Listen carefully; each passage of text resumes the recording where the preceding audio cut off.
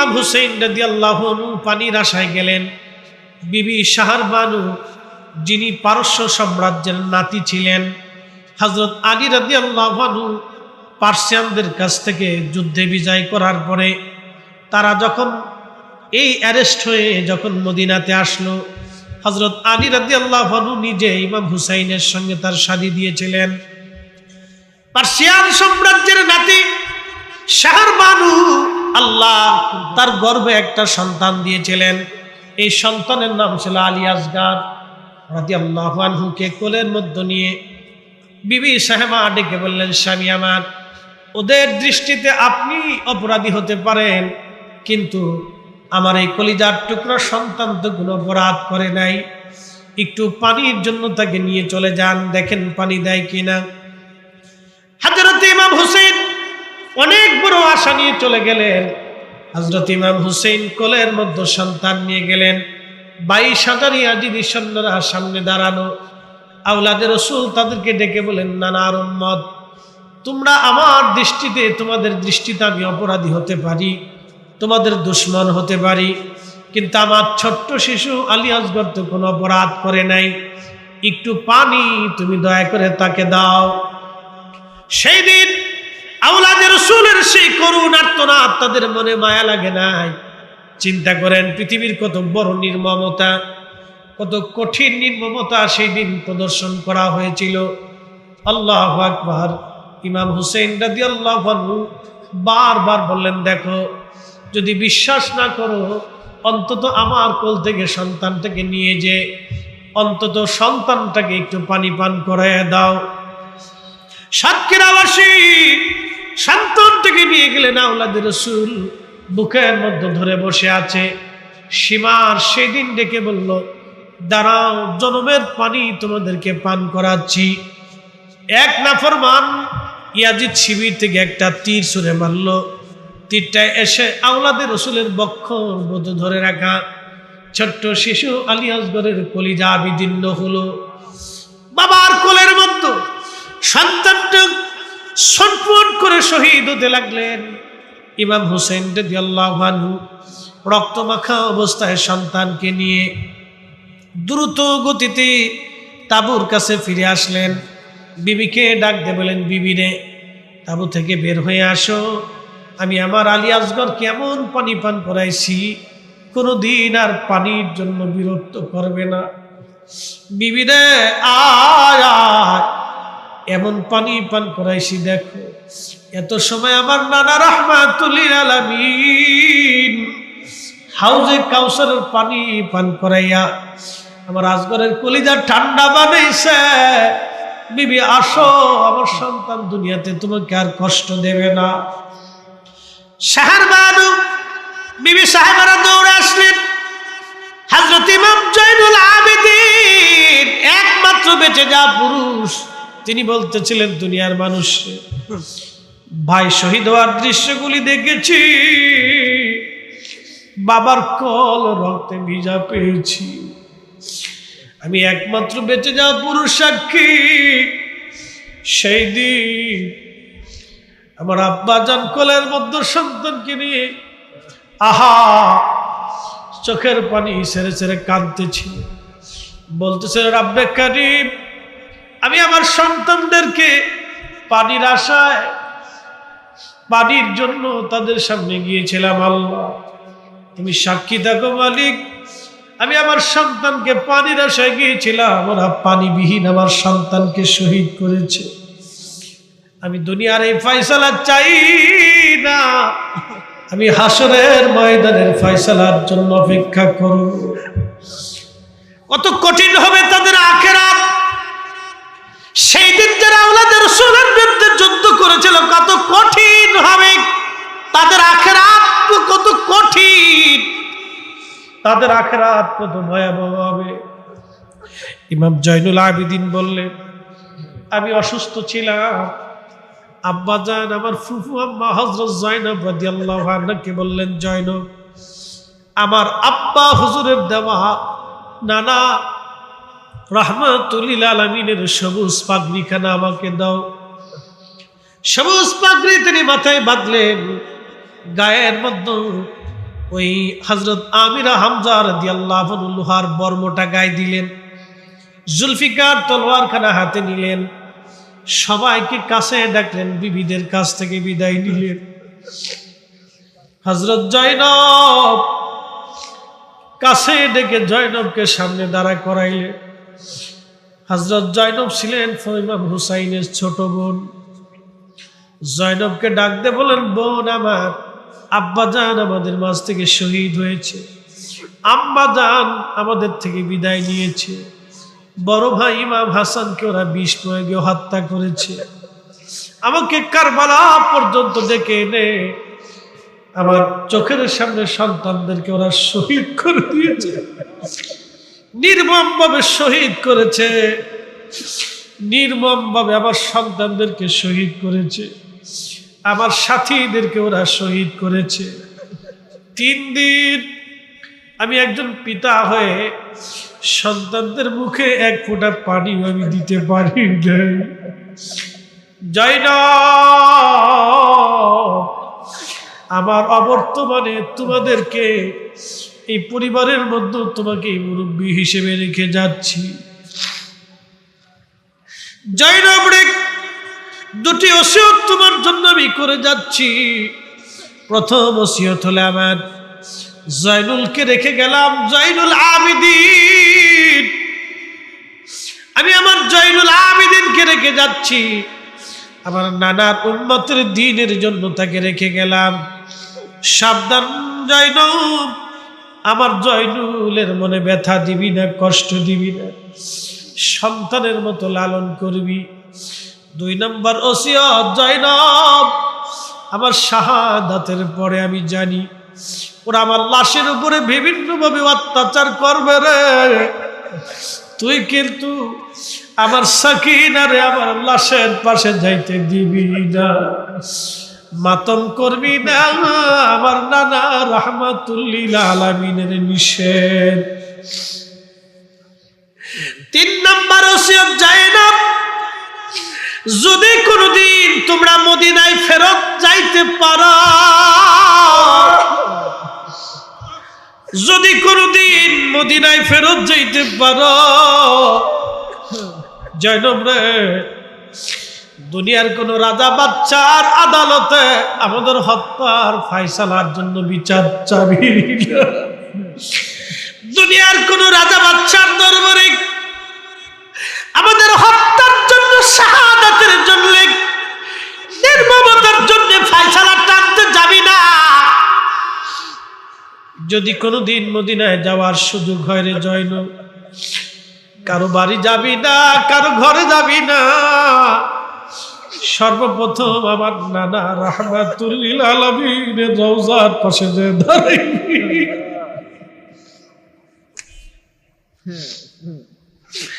ধীরে ধীরে চালাও সুরি সীমান আমারি গলায়,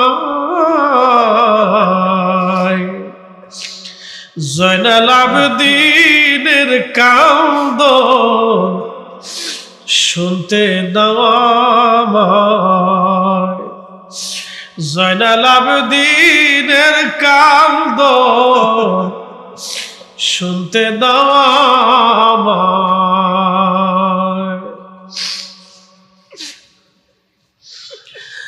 সাতক্ষীরাবাসী হযরত ইমাম হুসাইন এই ওসিয়ত করার পরে উনি যুদ্ধের ময়দানে চলে গেলেন। যুদ্ধের ময়দানে চলে যাওয়ার পরে নির্মমভাবে তাকে শহীদ করা হলো। সাতক্ষীরার মুসলমান আজকে শুনে যান, ইমাম ইবনু কাসির আল বাদার মধ্যে লেখেন 133টা তীর পুরো শরীর মুবারক থেকে ঝাঁঝরা করে ফেলেছিল। 21টা বর্ষার আঘাত শরীরের মধ্যে ছিল, 33টা তলোয়ারের আঘাত ওনার শরীরের মধ্যে ছিল। পুরা শরীর মুবারক থেকে ঝাঁঝরা করে ফেলে দেওয়া হয়েছিল। উনি যখন শহীদ হয়ে যান, ওনার দেহ থেকে মাথা মোবারক কেটে আলাদা করে ফেলে দেওয়া হলো।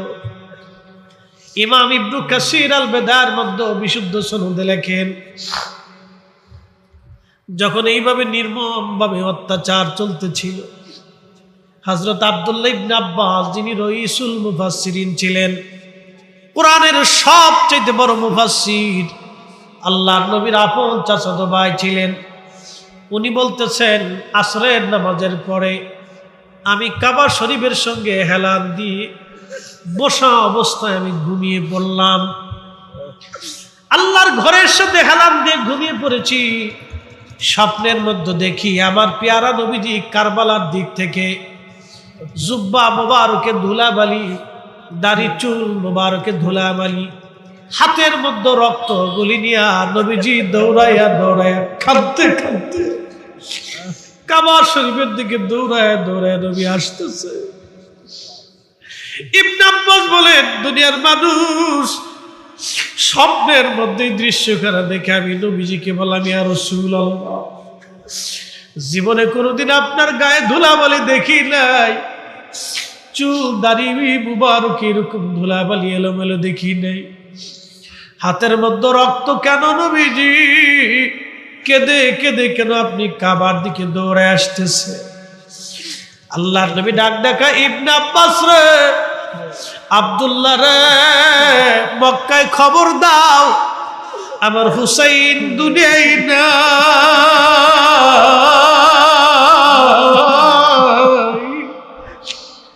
আমার হুসাইন কারবালায় শহীদ। আমার হুসাইনের শাহাদাতের সময় আমি নবী পাশে ছিলাম, আমি রাসূল তার শাহাদাতের সময় পাশে ছিলাম, তার রক্ত সাথীদের রক্তগুলি আমি নিয়ে আসছি আল্লাহর আদালতে যাওয়ার জন্য। চিৎকার মেরে ধরে বলবেন আল্লাহু আকবার। আল্লামা ইমাম ইবনে কাসির হাদিস খানা লেখার পরে নিচে বলছেন হাযা হাদিসুন সানাদুন জাইয়িদ, এই হাদিসের সনদ বড়ই মজবুত, এই হাদিসের সনদের মধ্যে কোনো গন্ডগোল নাই, বিশুদ্ধ ঘটনা। আল্লাহর নবীজি স্বপ্নে দৌড়াইয়া দৌড়ায় কাবার দিকে আসতেছে। আল্লাহর নবী বলেন, মান রাআনি ফিল মানামি ফাকাদ রাআল্লাহ, রাবাহুল বুখারী। যে আমাকে স্বপ্ন দেখলো সে বাস্তবে আমি নবী দেখলো। আমি নবী নিজে আসি, ছবি আসি না, আমি নবী নিজে সরাসরি আসি। চিৎকার মেরে জোরে বলবেন আল্লাহু আকবার। হযরত ইবনে আব্বাস বলেন আমি স্বপ্ন দেখলাম, স্বপ্ন ভেঙে গেল আমার। সারা কাবা ভরে উনি পাগলের মতো দৌড়ার বল, শুনছো কাবাবাসী, শুনছো মক্কাবাসী, হুসাইন আর নাই, আমাদের হুসাইন কারবালায় শহীদ। একটু চিন্তা করেন তো সেই দিন আল্লাহ তাদের উপরে কত বড় জুলুম তারা চলেছিল, কিন্তু অন্যায়ের কাছে মাথা নত করে নাই। কথা কোন ঠিক কিনা? সেই দিন তারা মিথ্যার কাছে মাথা নত করে নাই, অন্যায়ের কাছে মাথা নত করে নাই, অন্যায়ের কাছে মাথা নত করে নাই, ন্যায়ের সামনে ন্যায়ের জন্য মাথা উঁচু করে দাঁড়িয়েছিল উহুদ পাহাড়ের মতো। সেই দিন নিজে শহীদ হলো, সন্তান শহীদ হয়ে গেল, পরিবার পরিজন শহীদ হলো। শুধু কি এখানেই শেষ না, ইমাম ইবনে কাসির লিখতেছেন ইমাম হুসেন রাদিয়াল্লাহু আনহুর দেহ মোবারক থেকে জুব্বা খুলে নিয়ে যাওয়া হলো। আহা, মাথাবিহীন দেহ মোবারককে ফোরাত নদীর তীরে কারবালার ধুলা বালির মধ্যে শুয়াইয়া ইয়াজিদ বাহিনী 70টা ঘোড়াকে তারা সিরিয়াল করলো। 70 জন সুয়ারি ঘোড়ার পিঠের উপরে চড়াইয়া নগ্ন দেহ, খালি দেহ মোবারকের উপর দিয়ে ঘোড়া দাবড়াইতে লাগলো। ঘোড়ার পায়ের আঘাতে, খুরের আঘাতে আঘাতে ইমাম হুসাইনের রক্ত, গোশতগুলি, দেহগুলি ছিটে ছিটে ছিঁড়ে ছিঁড়ে যাচ্ছিল, দলিত মলিত হচ্ছিল দেহ মোবারক। ঠিক তখনই হযরত যায়েনব, ফাতিমাতুজ জাহরার কন্যা, হযরত আলী রাদিয়াল্লাহু আনহুর বেটি, জান্নাতের সদস্য, প্রিয় নবীজির রক্ত হযরত যায়েনব, তিনি দৌড়ে এসে ভাইয়ের লাশের পাশে দাঁড়াইয়া, জেসেম মুবারকের পাশে দাঁড়াইয়া মদিনার দিকে ফিরে হযরত যায়েনব চোখের পানি ফেলে ফেলে কাঁদতেছিলেন। চোখের পানি ফেলে কান্দে আর বলে, ইয়া রাসূলুল্লাহ, ইয়া হাবিবাল্লাহ, নবী গো, আপনার উম্মতেরা আপনার হুসাইনের সঙ্গে কেমন আচরণ করে? নানা গো, আপনি দেখেন কারবালার প্রবালী বাতাস আপনার হুসাইনের শরীরে ধুলাবালি ছড়ায়। যাদের গায়ে মশা মাছি বসতে দাও নাই, যারা ক্ষুধার্ত হলে নবী সহ্য করেন নাই। একদিন ফাতেমা রাদিয়াল্লাহু আনহা ঘরের কাছ দিয়ে নবীজি যাচ্ছিলেন, হাসান হুসাইন কাঁদতে লাগলো। আল্লাহ নবী ছটফট করে ভিতরে ঢুকলেন। ঢুকার পরে ফাতেমাকে জিজ্ঞেস করলেন, ফাতেমা রে, আমার হাসান আর হুসাইন কি জন্য কাঁদে বলো? তুমি কি জানো না ওদের কান্নার আওয়াজ আসলে আমি নবীজির কলিজার মধ্যে ব্যথা লাগে, ওরা কানলে আমি নবী কষ্ট পাই। ফাতেমা রে, কেন ওদেরকে কষ্ট দিছো বলো? কি জন্য কষ্ট দিছো বলো রে ফাতেমা? বলে, আব্বাজান, গরিব ঘরে আপনি আমারে বিয়ে দিয়েছেন, আপনার আলী বড় দরিদ্র, ঘরের মধ্যে কোনো খাবার নাই, আমি হাসান হুসাইনকে খাবার দিতে পারি নাই, ক্ষুধার কারণে ওরা আজকে কাঁদতেছে আব্বাজান। আল্লাহর নবী পাগল পারা হয়ে গেলেন হাসান হুসাইনের ক্ষুধা বন্ধ করার জন্য।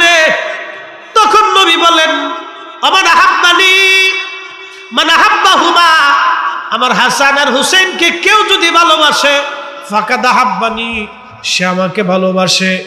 ওমান আহাব্বানি, যে আমাকে ভালোবাসে, আহাব্বাহুল্লাহ, সে আল্লাহকে ভালোবাসে। ওমান আহাব্বাহুল্লাহ আদখালাহুল জান্নাহ, আর যে আল্লাহকে ভালোবাসে, আমার আল্লাহ তাকে জান্নাতি বানাই দেবে। চিৎকার মেরে জোরে বলেন আল্লাহু আকবার। বলবেন, হুজুর 1450 বছর পরে উনাদের ওয়াজ শুনে আমাদের কি লাভ হবে? আল্লাহর কসম করে বলি, আওলাদে রসুলের করুণ কষ্টের কথাগুলি শোনার পরে যাদের চোখ বেয়ে একটু পানি বের হয়েছে, এই পানির উসিলায় বান্দার জীবনের গুনাহ মাফ হয়ে যাবে। প্রতিটা নারী কুকুরকে পানি পান করানোর কারণে যদি জান্নাতে যাইতে পারে, আহলে বাইতে রাসূলের প্রেমে চোখের পানি পড়লে আমাদের গুনাহ মাফ হবে। কথা বলেন ঠিক কিনা? আহলে বাইতে রাসূলের মহব্বতে আমাদের চোখের পানি পড়লে আমাদেরও ক্ষমা হবে, আমাদেরও ক্ষমা হবে, আমাদেরও ক্ষমা হবে, আমাদেরও ক্ষমা হবে। শ্রেষ্ঠ নবী দিলাম রে তরিয়ে নিতে রোজা শরীক, শ্রেষ্ঠ নবী দিলাম রে তরিয়ে নিতে রোজা শরীক, পথ না ভুলি তাই তো দিলে পাক কুরআনের বাণী, খুদা তোমার মেহেরবানি। ঠিক কিনা? সুন্দর ফুল সুন্দর ফল মিঠা নদীর পানি, খুদা তোমার মেহেরবানি। কোরআন আল্লাহ বলতেছেন, কুল ইন কুনতুম তুহিব্বুনাল্লাহা ফাত্তাবিউনি ইউহিব্বুকুমুল্লাহ।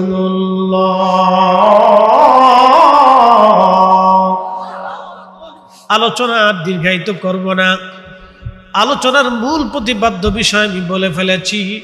মিথ্যার কাছে মাথা নত করা যাবে না, অন্যায়ের কাছে মাথা নত হবে না, হকের জন্য মাথা উঁচু করে দাঁড়ায় থাকতে হবে। কথা বলেন ঠিক কিনা?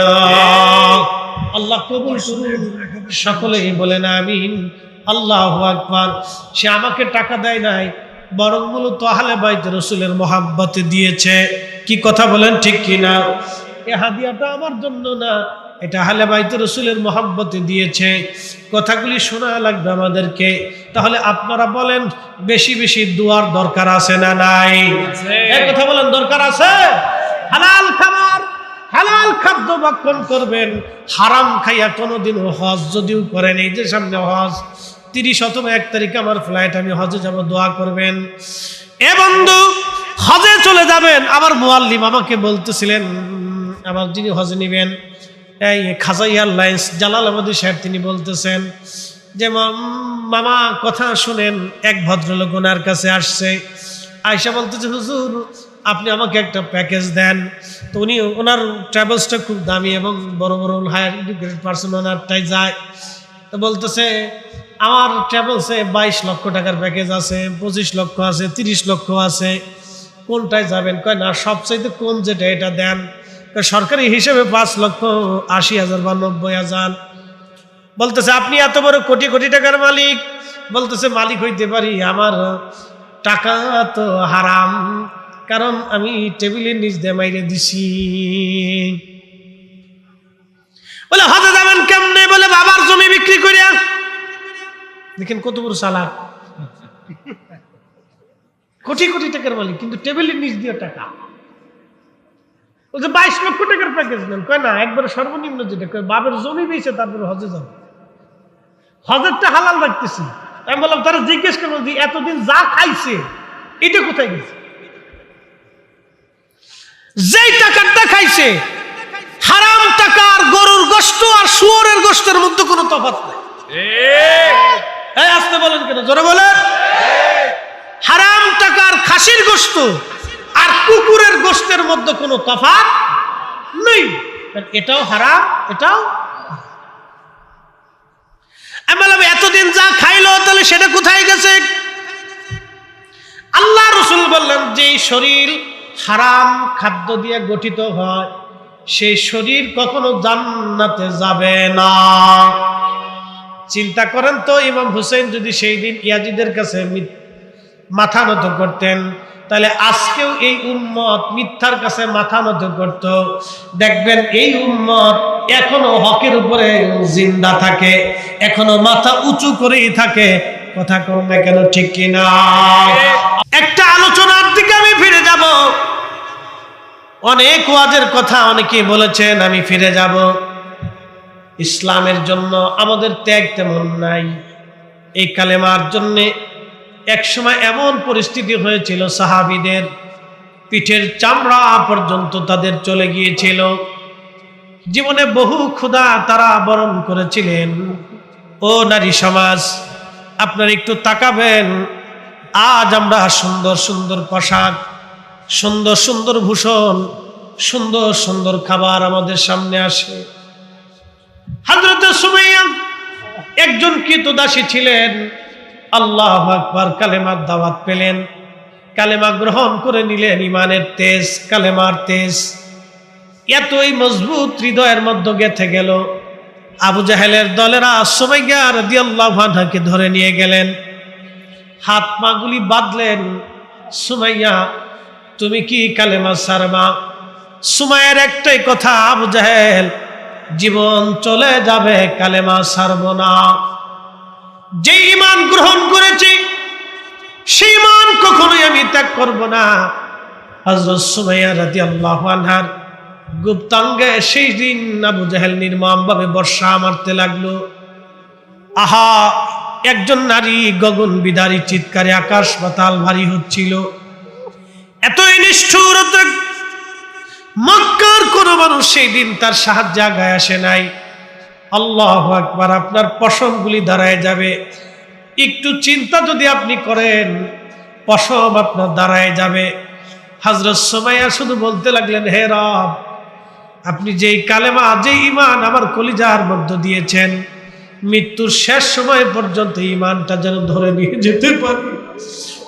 রব্বানা লা তুজিগ কুলুবানা বা'দা ইয হাদাইতানা ওয়া হাব লানা মিন লাদুনকা রাহমাতান ইন্নাকা আনতাল ওয়াহ্হাব। হেদায়েতের পথে চলে মালিক আমাদেরকে গোমরা বানিয়ে দিয়েন না। হযরত সুমাইয়া রাদিয়াল্লাহু আনহা গগন বিদারীর আওয়াজে সেদিন কারো মন গলে নাই। নির্মম ভাবে আবু জাহেল বর্ষা বেড়ে বেড়ে সেই দিন সবার সামনে থেকে শহীদ করে দিল। হযরত সুমাইয়া শহীদ হয়ে গেলেন, জীবন দিলেন কিন্তু ঈমান দেন নাই। তেলের গাড়ি তেলে চলি,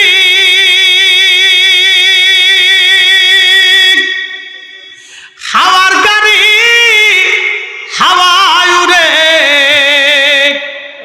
বিনা তেলে চালায় গাড়ি নবী সুলাইমান।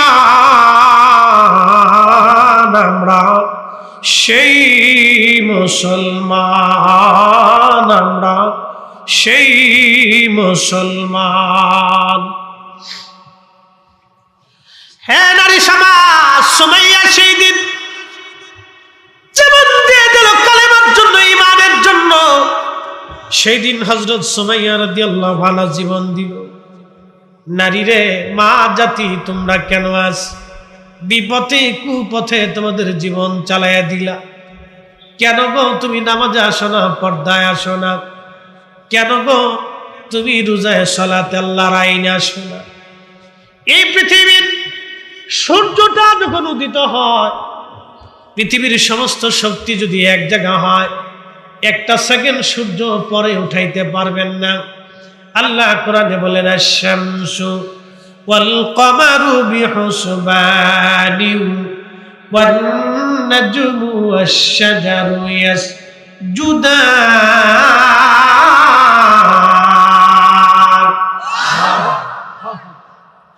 সূর্য এবং চাঁদ আল্লাহর নির্দিষ্ট আইনে কক্ষপথে পরিচালিত হয়। সূর্য এবং চাঁদ আল্লাহর নির্দিষ্ট কক্ষপথে আল্লাহর আইনে পরিচালিত হয়।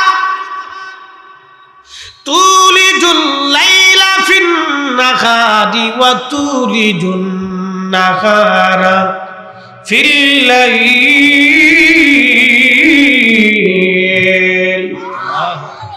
আমার দিকে তাকান, রাতের পরে দিন আসে, দিনের পরে রাত আসে। আমাদের আইনে না আল্লাহর আইনে? আল্লাহ। দিন রাত যদি আবর্তন বিবর্তন আল্লাহর আইনে চলে, পৃথিবী আল্লাহর আইনে চলে, আবহাওয়া আল্লাহর আইনে চলে, বৃষ্টি আল্লাহর আইনে। ওয়ায়ুনাজ্জিলুল গায়স, বৃষ্টি কখন হবে আল্লাহ ছাড়া কেউ জানে না। ও বৃষ্টি আল্লাহর আইনে, পৃথিবী আল্লাহর আইনে, নক্ষত্র আল্লাহর আইনে, আবহাওয়া আল্লাহর আইনে চলে, সমগ্র মাখলুকগুলি আল্লাহর আইনে চলে। একমাত্র মানুষ আর জিন আল্লাহর আইনে চলতে চায় না। কি কথা কর না কেন? সমগ্র সৃষ্টিগুলি যদি আল্লাহর আইনে চলে, আমরাও আল্লাহর আইনে। কথা কর না কেন? জোরে বলেন। না না হয় না, আরো জোরে বলেন। আমরা কার আইনে? জোরে বলেন, একসাথে একসাথে বলেন। কার? হাত উঁচা করে বলেন কার? আরো জোরে বলেন কার? তুমি রহমান, তুমি মেহেরবান, তুমি রহমান, তুমি মেহেরবান। অন্ধ গাহে না শুধু তোমারি গুণগান, অন্ধ গাহে না শুধু তোমারি গুণগান। বুঝেও বুঝে না তমসান,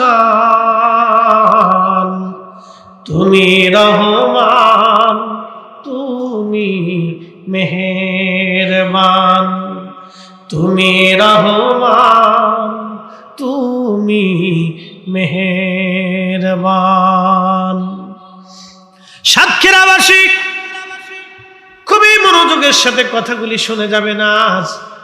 সুমাইয়া জীবন দিলেন, স্বামী হযরত ইয়াসার রাদিয়াল্লাহু আনহু আহা দুই পা রশি দিয়ে বেঁধে দিল আবু জাহেল। দুইটা উটের গলার মধ্যে রশি বেঁধে দিয়া দুইটা উটকে দুই দিকে সরায় দিল। পৃথিবীর কঠিন লোমহর্ষক ঘটনা। সেই দিন আবু জাহেলের দলেরা করলো। আহা, ওই দৃশ্যটা যদি আপনারা দেখতেন, সেই দিন কলিজা ফেটে মারা যাইতে।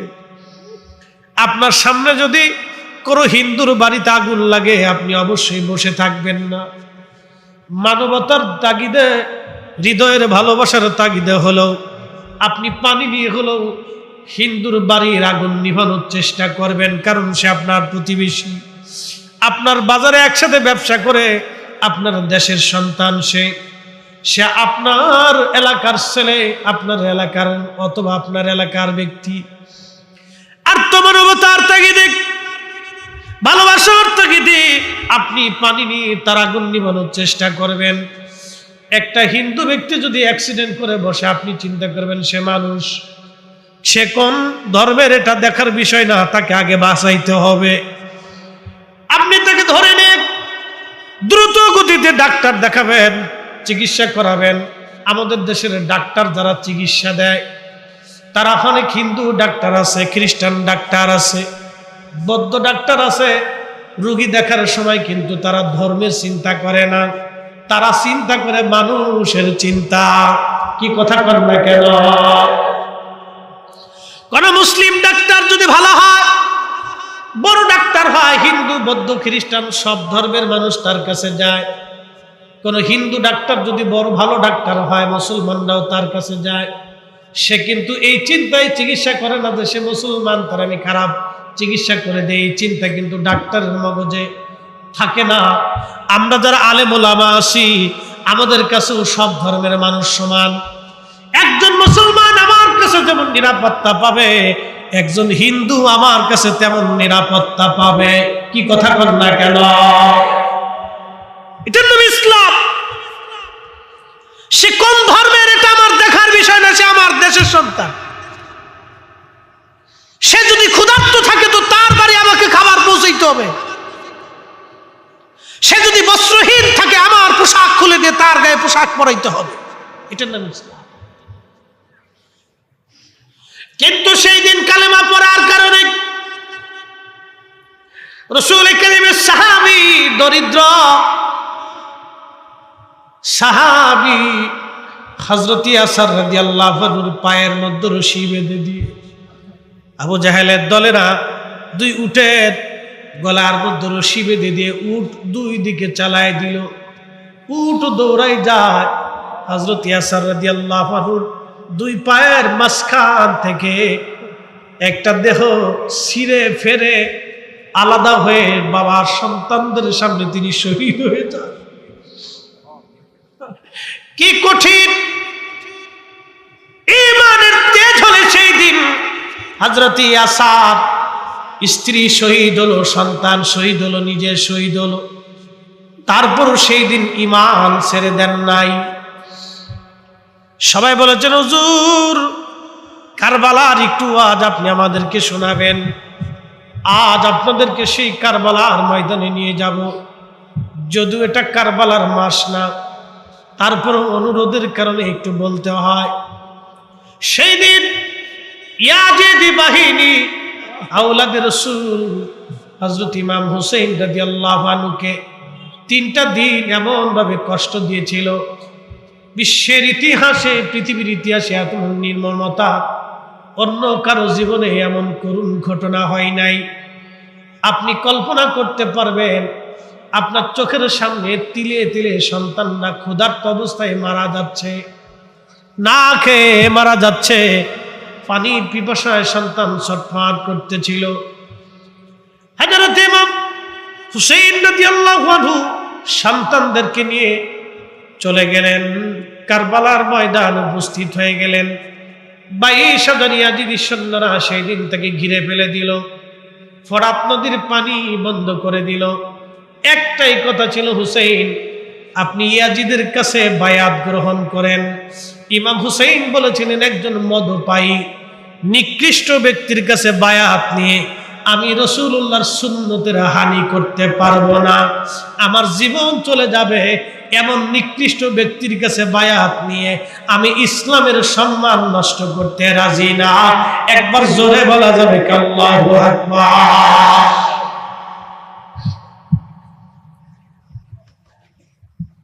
সেদিন যদি আওলাদে রাসূল ইমাম হুসাইন ইয়াজিদের কাছে বায়াত নিতেন, তাহলে মুসলমান সারা জীবন মিথ্যার কাছে মাথা নত করত।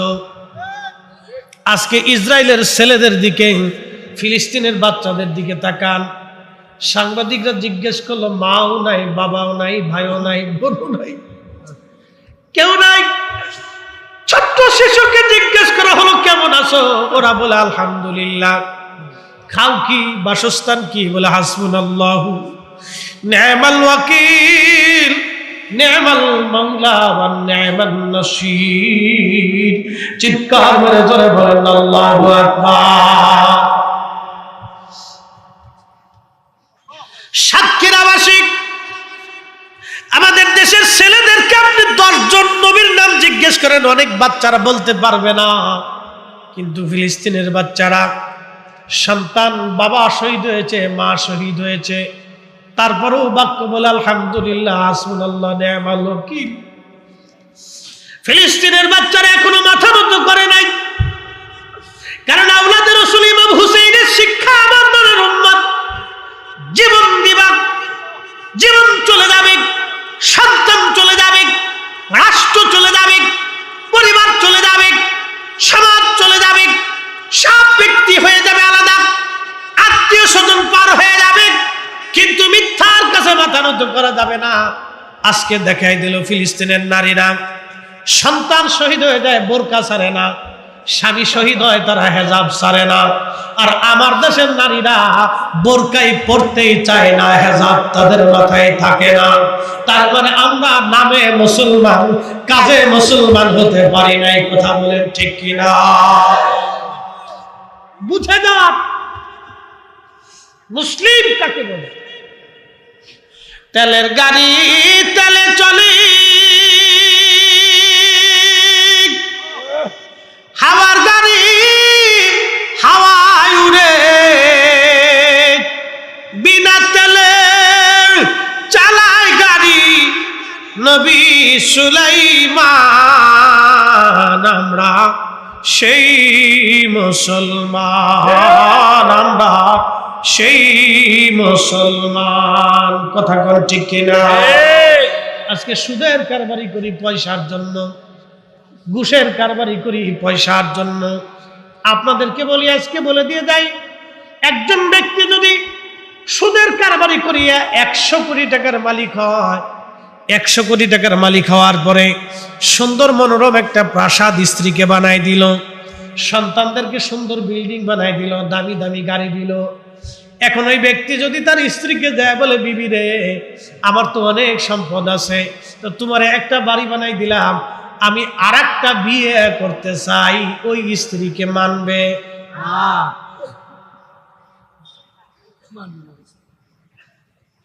কথা বল না, কেন মানবে? তাহলে ওই স্ত্রীর জন্য সুদ খাই ও বেটার জিন্দিগি শেষ। দুনিয়াতে যদি অন্য স্ত্রী না মানে, তো আখিরাতের হালত কি? 0 0 0। ও আসলেই বুকা, ও আসলেই বুকা। আর আপনাদেরকে বলে দিয়ে যাই, যেই সন্তানের জন্য সুদ ঘুষ খাইয়া, হারাম খাইয়া 100 কোটি টাকার মালিক হইল, ওই লোকটা ধরেন তার আর একটা স্ত্রীর প্রয়োজন, তার এই স্ত্রী মারা গেছে, ধরেন আর একটা স্ত্রীর প্রয়োজন, ছেলে মেয়েরা বড় হয়ে গেছে, ওই ছেলেদেরকে ডাক দিয়ে যদি বলে, বাবারা আমার আর একজন স্ত্রীর দরকার, আমি বিয়ে করতে চাই, রাত্রিবেলা গোপনে ছেলে যায় গলার মধ্যে ছুরি ধরে বলবে, বুড়া কালে যদি অকাম করবার চাও, বুড়া তোর জিন্দিগি শেষ করে ফেলবো। ঠিক বললেও ঠিক, না ঠিক বললেও ঠিক, খোঁজ নিয়ে যায় দেখেন, ওর জিন্দিগির 16 আনার 16 আনাই শেষ। দুনিয়াতে যদি না পান, তাহলে হাসরের মাঠ কত কঠিন। এই জন্য কোরআন কতই চমৎকার আমাদেরকে একটা শিক্ষা দিয়ে গেল। একসাথে জোরে বলেন তো আল্লাহু আকবার। ইয়া আইয়ুহাল্লাযীনা আমানু লা তুলহিকুম আমওয়ালুকুম ওয়ালা আওলাদুকুম আন যিকিরিল্লাহ।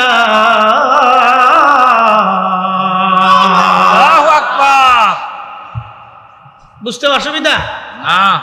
তাহলে দোয়া পর্যন্ত আসেন তো ইনশাআল্লাহ? ইনশাআল্লাহ। না না, জোরে বলেন ইনশাআল্লাহ। আপনাদেরকে একবারে বেশি রাত্রি করে কষ্ট দিব না। 1 ঘন্টা হয়েছে, যদি টাইম দেন তাহলে আরো 15 মিনিট বাড়াবো ইনশাআল্লাহ। হ্যাঁ, আরো 1 ঘন্টা চলবে ইনশাআল্লাহ। রাজি? আচ্ছা, অসুবিধা নেই, দেখি আমরা কদ্দূর যাইতে পারি ইনশাআল্লাহ। এই যে কোরআনের আয়াত, এরপর আরেকটা শান শোনাইতেছি, একসাথে বলেন আল্লাহু আকবার। হে ঈমানদার, অ্যাটেনশন। ইয়া আইয়ুহাল্লাযীনা আমানু লা তুলহিকুম আমওয়ালুকুম ওয়ালা আওলাদুকুম আন যিকিরিল্লাহ। ও ঈমানদার, সম্পদের মোহে সন্তানের প্রেমে পড়ে তোমরা আমি আল্লাহর জিকির থেকে গাফিল হইও না। নামাজ ছেড়ে দিও না, হালাল ছেড়ে দিও না, আখিরাত বরবাদ করিও না। স্ত্রীর প্রেমে পড়ে, সন্তানের প্রেমে পড়ে, সম্পদের প্রেমে পড়ে আমি আল্লাহ থেকে তোমরা জুদা হয়ে যাইও না।